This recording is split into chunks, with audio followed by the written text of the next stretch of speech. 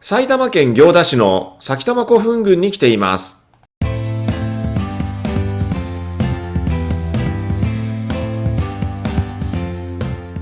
ここには5世紀後半から7世紀前半にかけて作られた9基の大型古墳が集中しています。歴史の教科書でもおなじみの金作名鉄剣、それが出土した稲荷山古墳、日本最大級の円墳丸墓山古墳、墳丘と堀が復元された将軍山古墳などを一箇所で見ることができます。ではまず古墳時代とはどんな時代だったのか整理しておきましょう。古墳時代とは弥生時代が終わる3世紀中頃から7世紀にかけて巨大な古墳が作られた時代です。また古墳とは墳丘を持つ墳墓、墓のことです。この時代に大和政権が確立し、それまで倭国と呼ばれていたものが日本と国号を変えました。これがだいたい700年頃と言われています。この大和政権下で作られたのが古墳です。その地域の支配者、豪族などの墓ですね。大きな古墳には前方後円墳が多く、その他円墳、宝墳などがあります。また古墳からは埴輪、副葬品などが出土することがあります。私たちの身近にある墓とは随分形や大きさが異なりますが、これは仏教の伝来と関係があります。6世紀半ばに入ってきた仏教思想によって寺院が建立されるようになり、古墳は次第に作られなくなりました。646年には白装令が出され、陵墓の小型化が進みます。それまでは権力の象徴として大きな陵墓が作られてきましたが、中央集権化が進むともうその必要はなくなったというわけですね。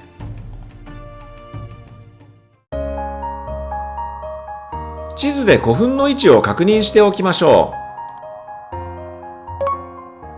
中央の道路を境にして北と南のエリアに分かれています。現在地はこちらです。まず南側の古墳を一通り巡りまして、その後北側に移動します。稲荷山古墳や丸墓山古墳は北側にあります。史跡の博物館と埼玉神社は最後に訪ねます。河原塚古墳です。全長73メートルの前方後円墳で、6世紀前半から中頃に作られました。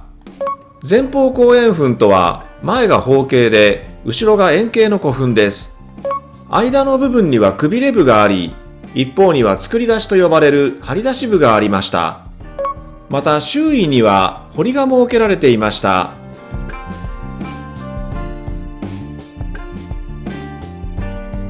では近くまで行ってみましょう。手前がブリッジと呼ばれる掘り残し部分です。そして中堀、内堀を過ぎまして、柵で囲まれたところが作り出しです。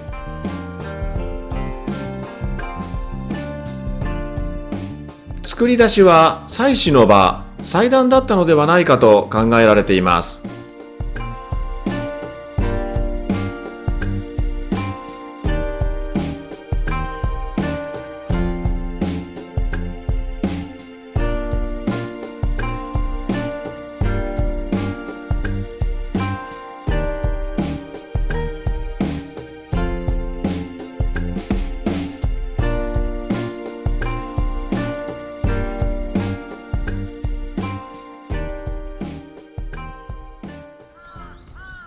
北側のエリアに移動しましょう。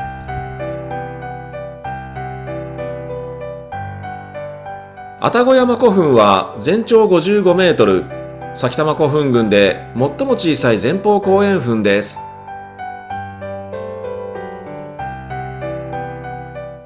丸墓山古墳の入り口です。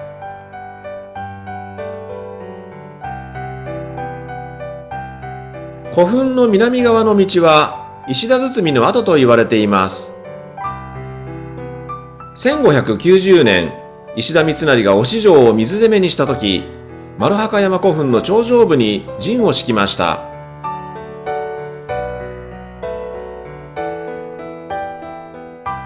丸墓山古墳は直径105メートル、高さ17メートル、円墳としては日本最大級の大きさです。上まで登ってみましょ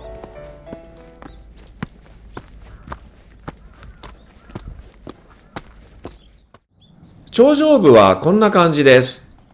石田三成はここに陣を敷きました。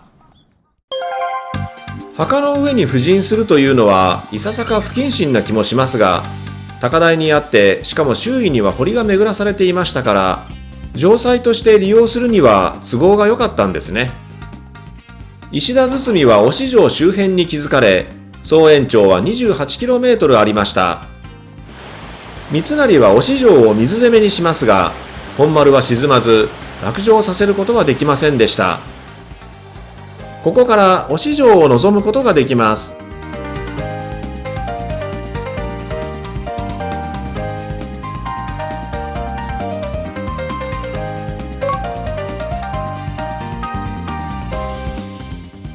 東側には稲荷山古墳が見えます。上から見ますと、確かに前方後円墳であることがよくわかりますね。その古墳の上を歩いてみましょう。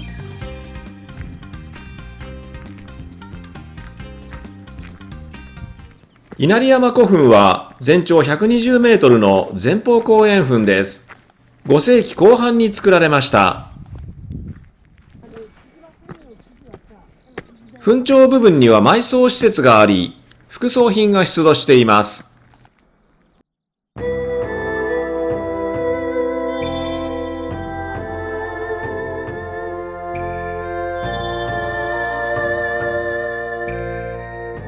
西側には作り出しが広がっています。その先には先ほどの丸墓山古墳が見えています。西側を地上から見たところです。中央が作り出しです。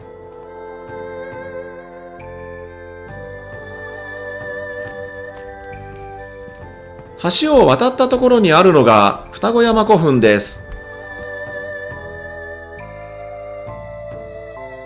全長132メートル、埼玉古墳群の中では最も大きな古墳です。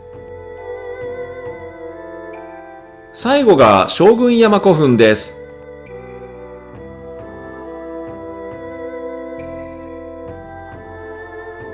全長108メートル、6世紀後半に作られた前方後円墳です。古墳の上に筒のようなものが乗っています。ここでは円筒埴輪が復元されています。埴輪とは古墳に置かれた素焼きの土器のことです。人物や動物、家屋などをかたどった継承埴輪と筒型をした円筒埴輪に分類されます。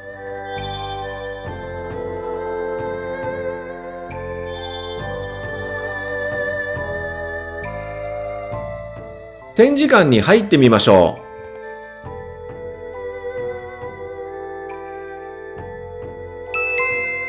ここはかつて武人が葬られているとの伝承から将軍山古墳と名付けられました。横穴式石室が復元されています。多種多様な副葬品が収められていました。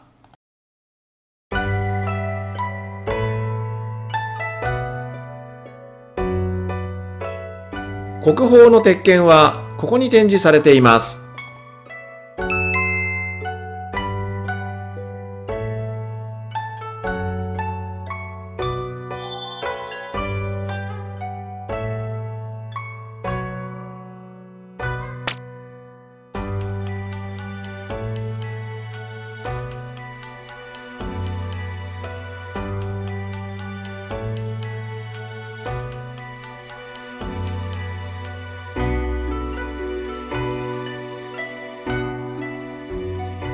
裏面では若竹大君の文字を見ることができます。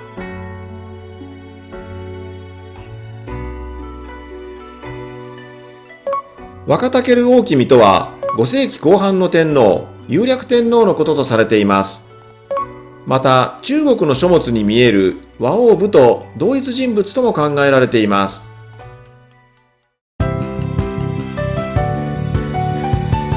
最後は埼玉神社に足を伸ばします。浅間塚古墳の上に建てられた神社です。もともとは幸いの御霊神社と言っていましたが、それが先御霊、先玉、埼玉と変化し、埼玉という地名の由来になったと考えられています。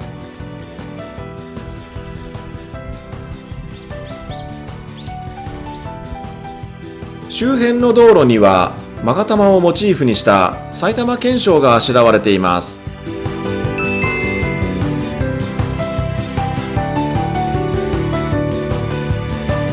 古墳群の西側では石田三成が攻めた忍城を見ることができます。